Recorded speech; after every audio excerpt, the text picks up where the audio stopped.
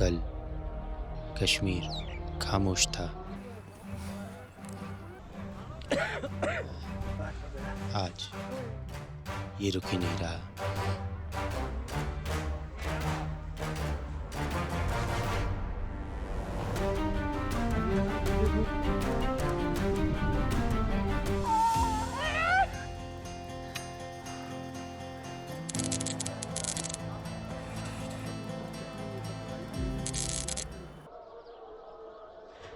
आज मेरी आंख भी इन अजानों के साथ ही खुली है।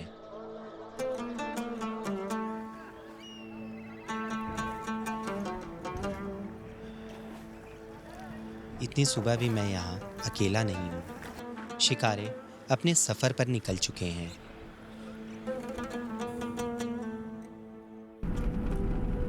आज गुलमर्ग में स्नोफॉल की प्रिडिक्शन है, सो बिना देर किए हम भी गुलमर्ग के लिए निकल पड़े हैं।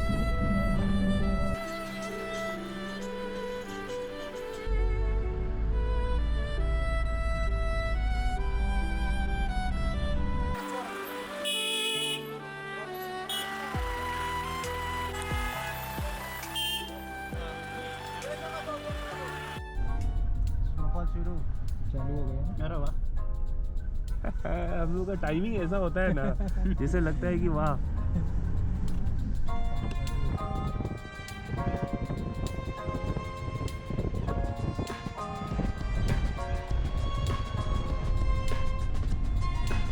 तनमर के बाद हमारा पहाड़ों के आड़े तिरछे रास्तों पर चलने का सिलसिला शुरू हो चुका है।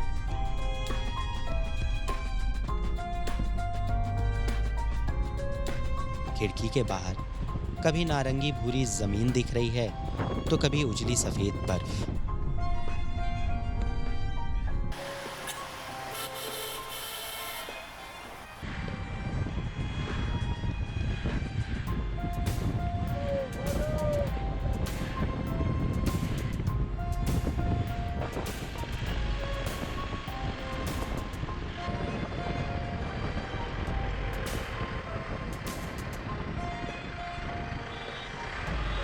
वैसे जिस रफ्तार से हम ऊपर जा रहे हैं उसी रफ्तार से गाड़ियां ऊपर से नीचे भी आ रही हैं। शायद ऊपर मौसम बिगड़ चुका है।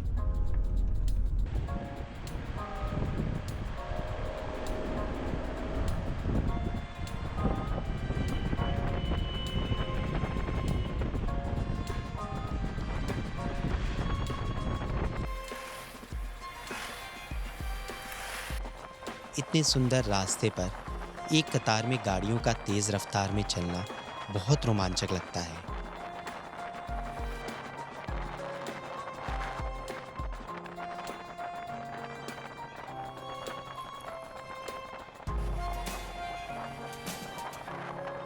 तंगमर्ग से गुलमर्ग की दूरी सिर्फ 13 किलोमीटर है, पर देवदार के पेड़ों के बीच से गुजरते इन रास्तों पर हम किसी संगीत की धुन की तरफ बहते चले जा रहे हैं।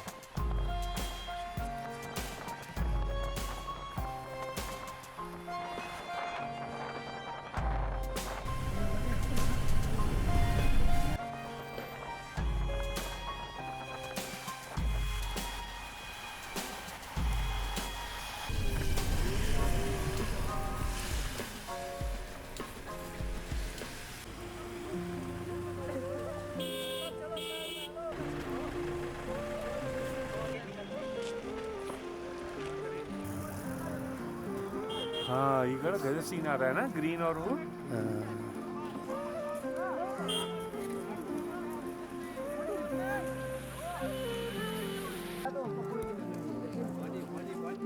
ये सही आया। इमेजिन करिए आप किसी टूरिस्ट स्पॉट के लिए निकलिए और वहां पहुंचते ही तेज स्नोफॉल शुरू हो जाए।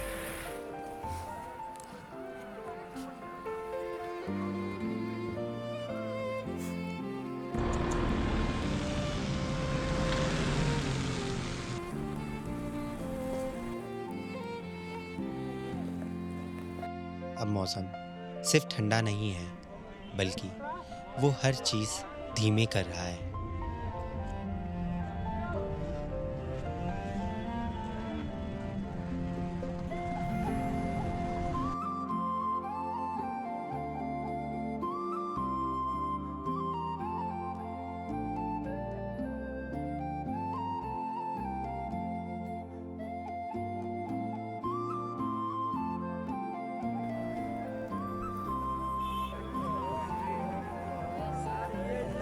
बाल गीला हो गए भाई।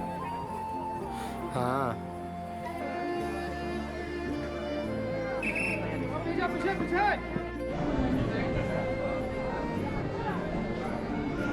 यहाँ पर सोचा ऊपर जाना सही है या नहीं।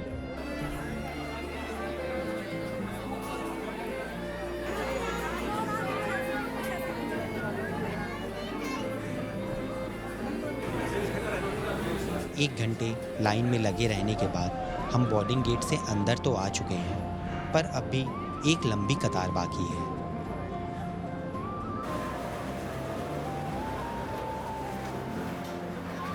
मरते हुए रोमांच की ये खिड़कियां ही सहारा हैं, जिनके बाहर देखकर अच्छा लग रहा है।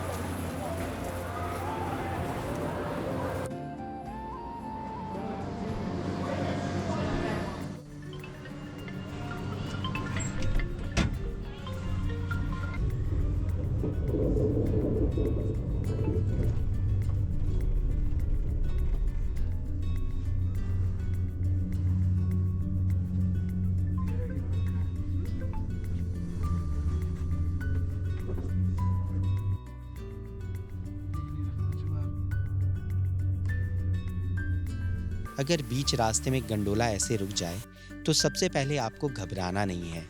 ये एक इनबिल्ट सेफ्टी फीचर के कारण हो सकता है, जिसमें एक निर्धारित रफ्तार से तेज हवा चलने पर ये स्वतः रुक जाते हैं। समझ नहीं आ रहा ऐसे मौसम में ये सुकून की बात है या फिक्र की।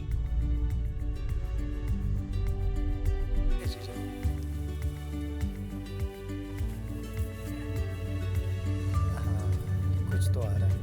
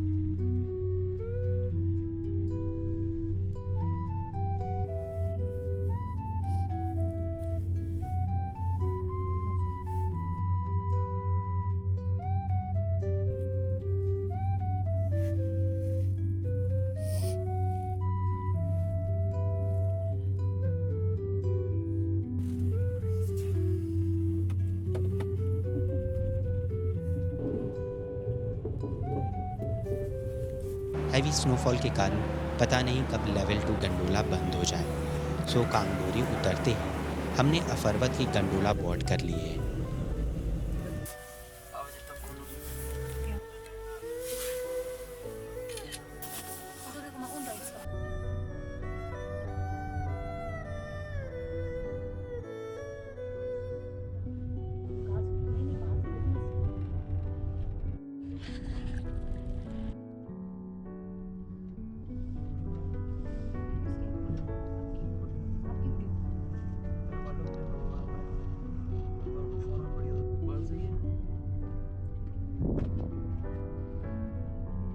देवदार के जंगल अब खत्म होने लगे हैं। शायद हम 9000 फीट से ऊपर हो चले हैं।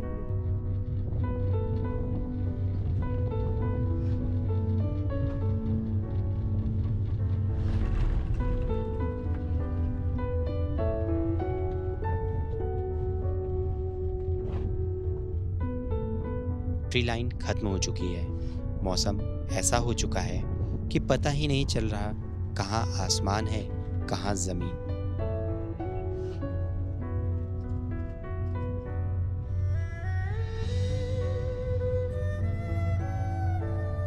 जैसे जैसे ऊपर जा रहे हैं लग रहा है बादल के अंदर घुस रहे हैं।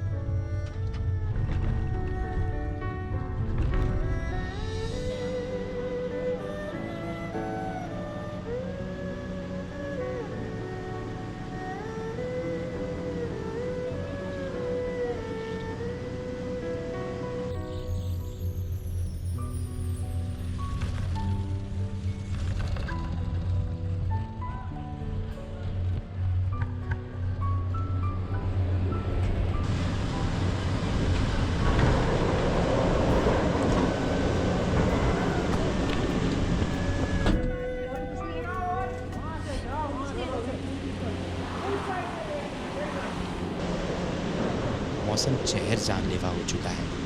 कड़ाके की ठंड है यहाँ, विजिबिलिटी भी काफ़ी कम है।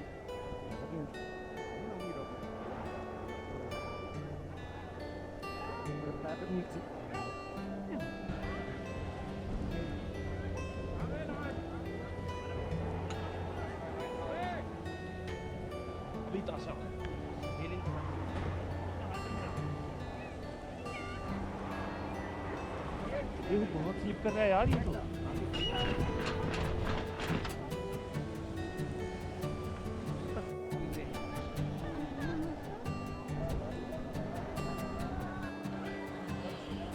शुरू कर ले।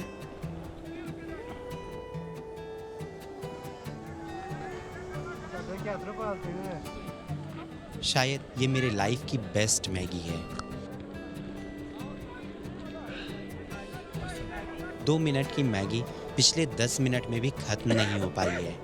जितनी खा रहे हैं उतनी ही बढ़ती जा रही है।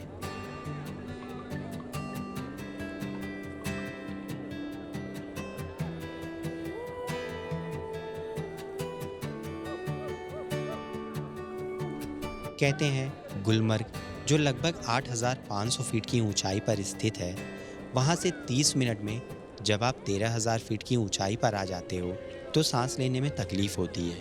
पर हमें ऐसा कुछ महसूस नहीं हो रहा, बल्कि सांस से ज़्यादा ठंडी तूफानी हवा हाल बेहाल कर रही है।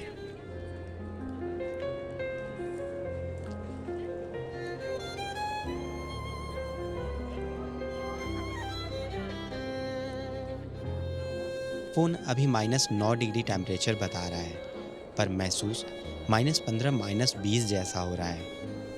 पर हौसलों में कोई कमी नहीं है।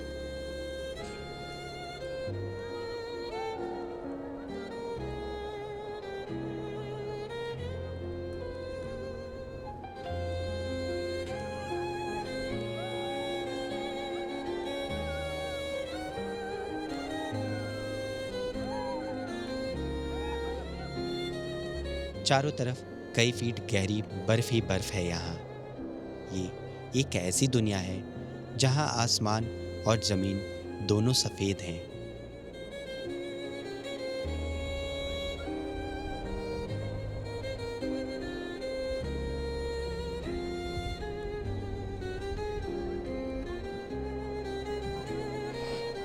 ऐसा लग रहा है जैसे पूरी दुनिया खाली कर दी गई हो। कुछ दूसरा है ही नहीं यहाँ।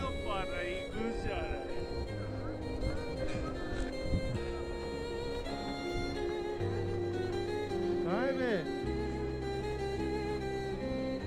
बस यहाँ पत्थर तक।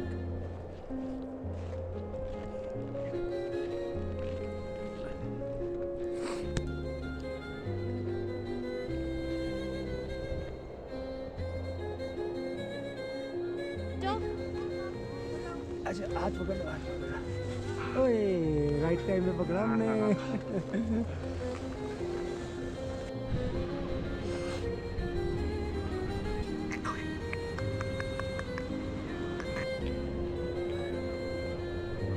करीब 1 घंटे बर्फ में खेलने और हाथ पैर सुन्न हो जाने के बाद हम वापस जिंदा होने इस मैगी पॉइंट पर आ गए हैं।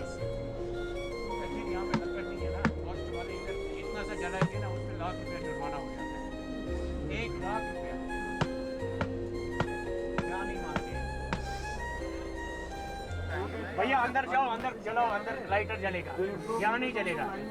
हाँ अंदर जाओ, अंदर लाइटर। कितना बैग? अभी हम लोग 100 रुपीज सर।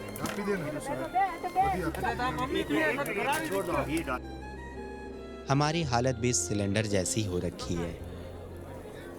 नहीं, ये पानी की बोतल बेटर एग्जाम्पल है।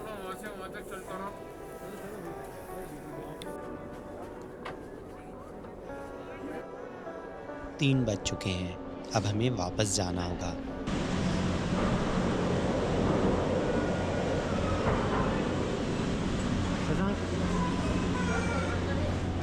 हाँ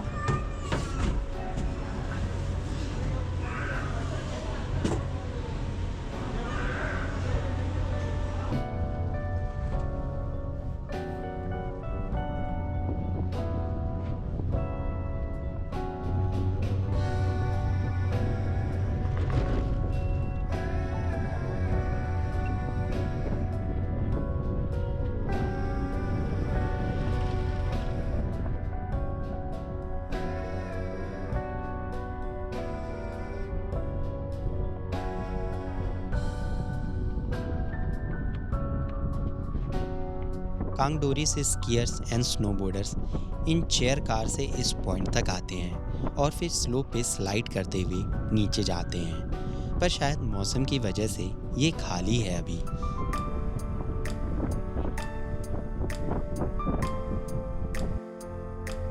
अरे यार वो देखो, उस पे भी लोग जा रहे हैं। हेलो,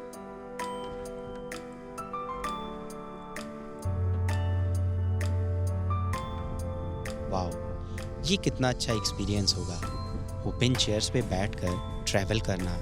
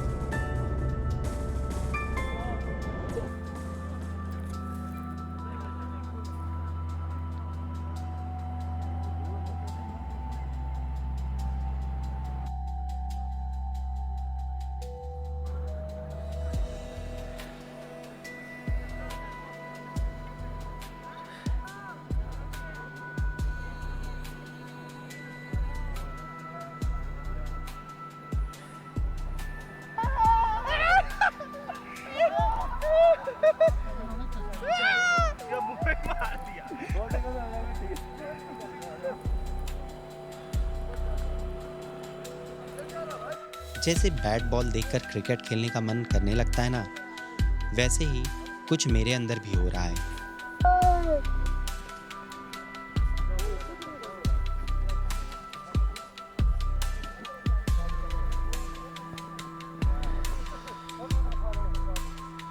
शानदार आ गया भाई, इतना सारा अपने पास सब सही है।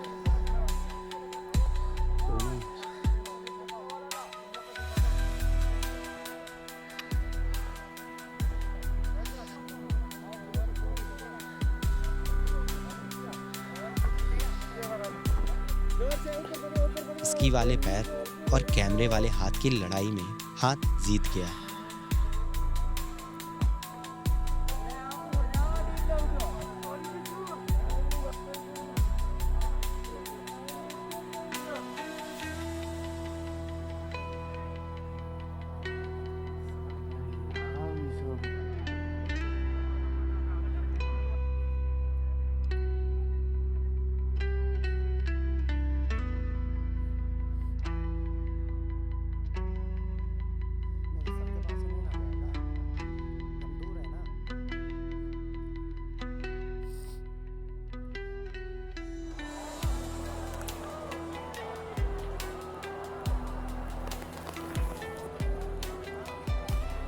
शाम हो चली है, पर अब भी दिल कर रहा है इस पर बैठकर एक चक्कर ऊपर का लगाऊं, पर ये लंबी लाइन कुछ और इशारे कर रही है।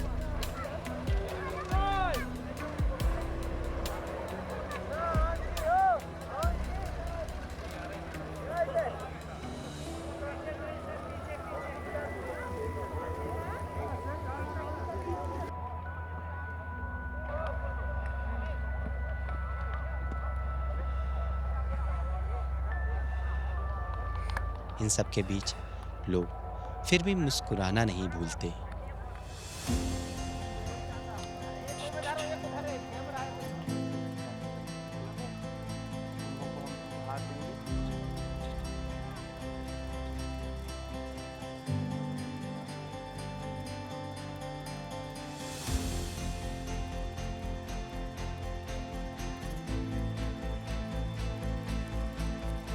गुलमर्ग में पहली बार मैं प्रकृति के साथ साथ यहाँ होने वाले एडवेंचर स्पोर्ट से भी प्रभावित हुआ हूँ।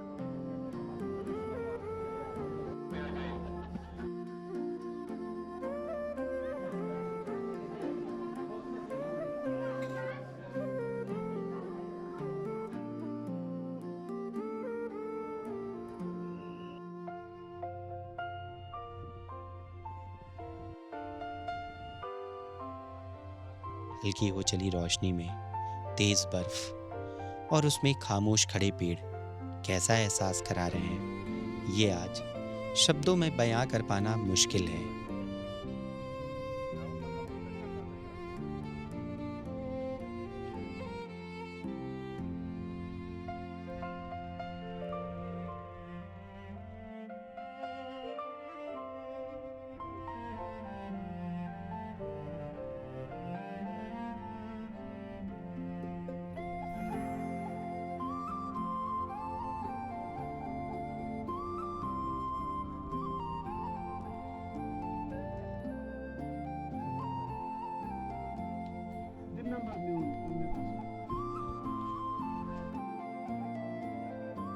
भैया डालना ये वीडियो डालो।